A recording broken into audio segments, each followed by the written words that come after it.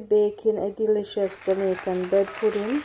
I have here a list of the ingredients, but I will put a more detailed recipe in the description.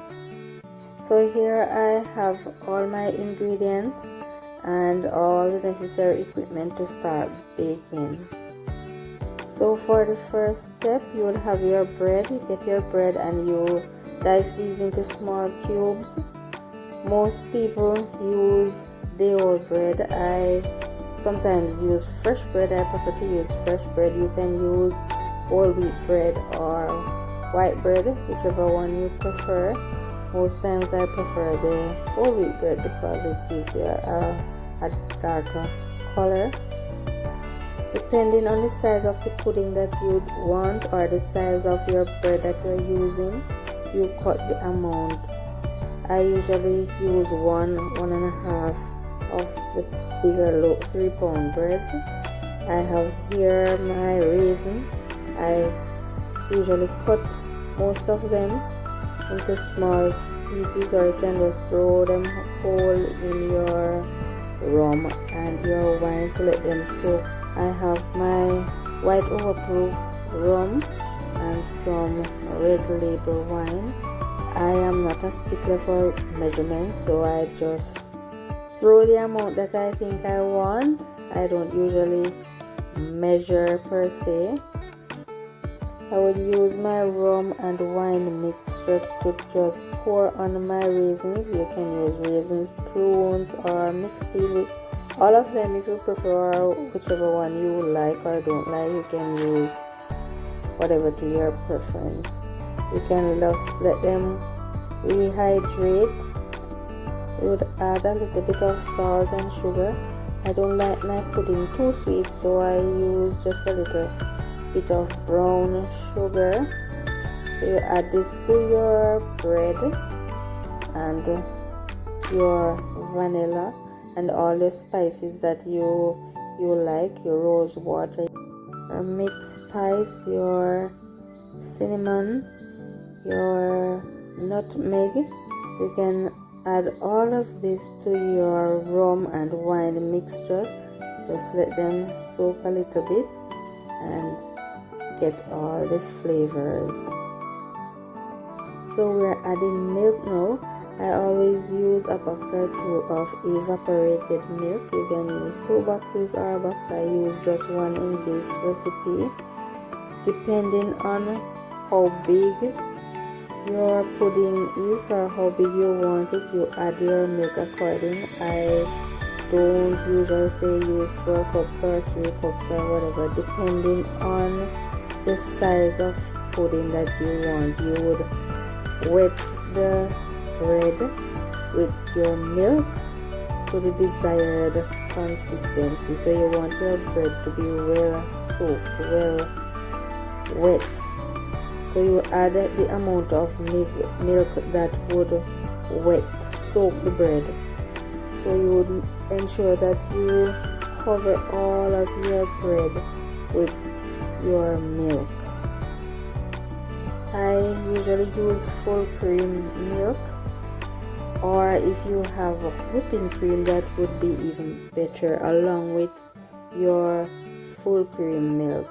As I said, I would give you the amount of ingredients that I use in this recipe, but as you go along you will see whether or not you need more milk. If the bread that you are using can take a cup more milk, you would add your milk accordingly. If you use less sugar, you can use a little less sugar or less salt.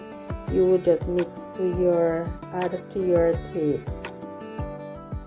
I usually use 3 eggs. You can use medium sized eggs or large eggs, and I just beat it a little with a fork.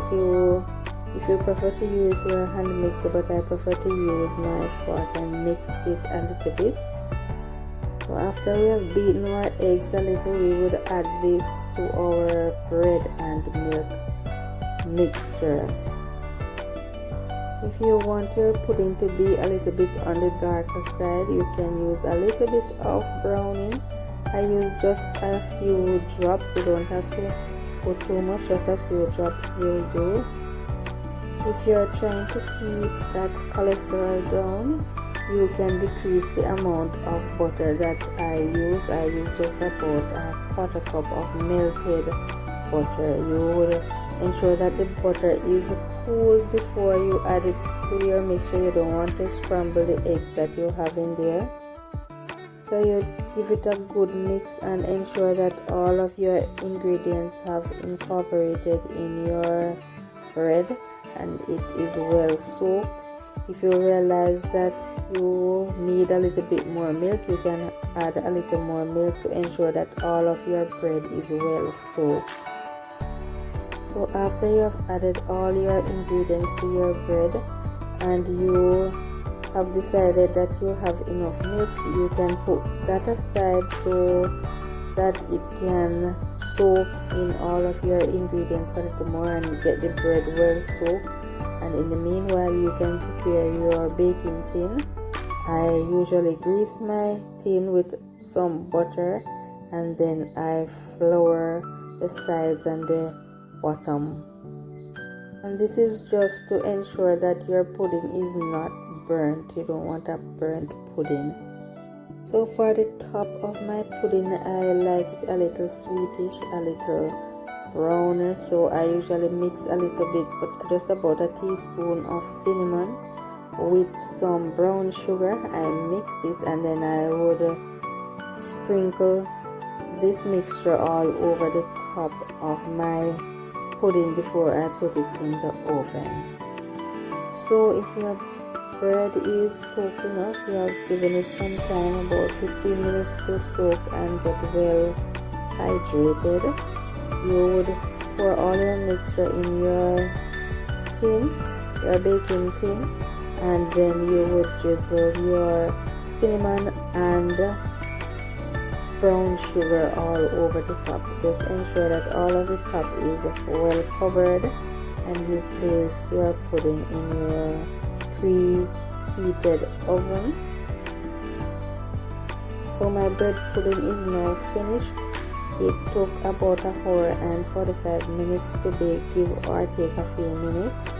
You would want to ensure that you allow it to cool properly before you attempt to remove it from the tin, or you will just break it. So just ensure that your pudding is sufficiently cooled before you remove it. And as you can see, my pudding is golden. It is well baked and we have not burnt it at all. Now that the bread pudding is finished and it looks delicious, let us cut into it and see what it looks like on the inside. So we will take a slice out and see just what the inside looks like. So we will take a slice out, and as you can see, it looks soft and, as I said, delicious. Not to toot my own horn, but let us put this bread pudding to the test and get an independent taste tester and see what exactly it tastes like. How it is? How it is?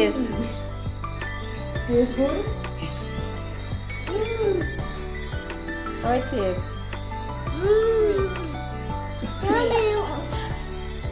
What are you doing? Yummy cake!